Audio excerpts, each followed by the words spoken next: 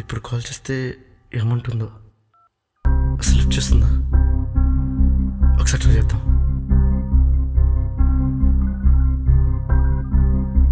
అమ్మ వదిలే వద్దు, రీకాల్ చేస్తుంది.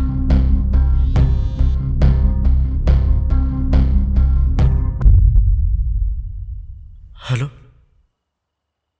జాను, నీతో ఒకసారి మాట్లాడాలి. కలవడానికి కుదురుతుందా?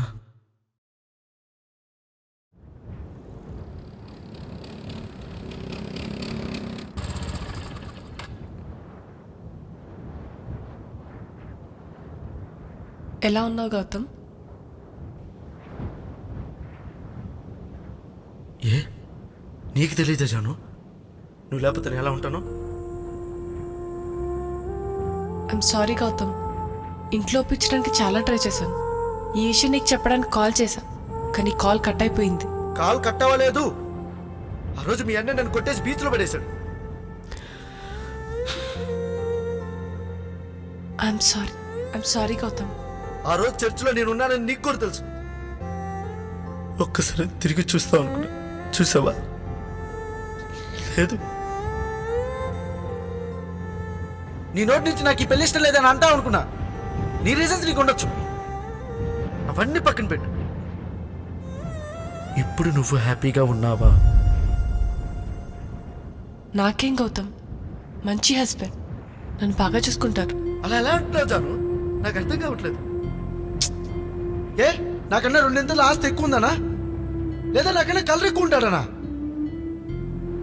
ఓ, మీ అమ్మా బాబుకు కూడా కావాల్సింది అదే కదా? ఇంకొకటి అడుగుతా చెప్పు జాను, నువ్వు వాడితో ఫిజికల్గా హ్యాపీగా ఉన్నావా? ఇంకొకరి వైఫ్తో ఎలా మాట్లాడాలో కూడా తెలియదా గౌతమ్? నువ్వే నా వైపు అనుకున్నా,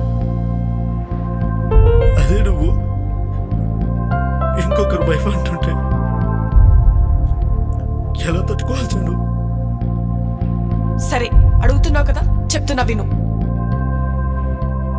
నేను ప్రెగ్నెంట్. చాలా, ఇంతకన్నా హ్యాపీగా ఉన్నానని తెలియాలా? ఇంకెప్పటికీ నేను చూడాలనుకోవట్లేదు గౌతమ్. Good bye.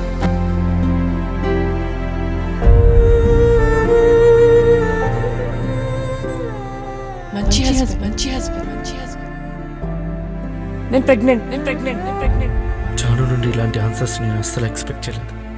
తను ఇలా మారిపోవడం రాంగో, లేదా తన కోసం నేను ఇలా స్ట్రక్ అయిపోయి మిగిలిపోవడం రాంగో నాకు అర్థం కాలేదు. ఎందుకో తెలియదు, నాకు మార్పు కావాలనిపించింది. కానీ అది జరగాలంటే ఫస్ట్ జాను ఇంకా నా లైఫ్లోకి రాదనే నిజాన్ని నేను యాక్సెప్ట్ చేయాలి.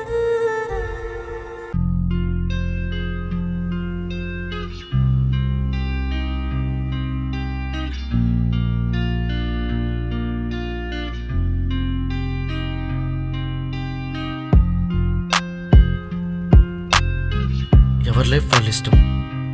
కాకపోతే జానుకి నేను ఒక ఆప్షన్ అవుతానని అస్సలు అనుకోలేదు. దట్స్ కిల్లింగ్ మీ.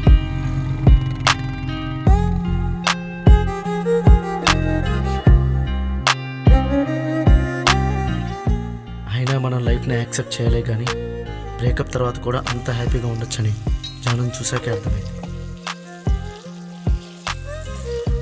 వస్తున్నా.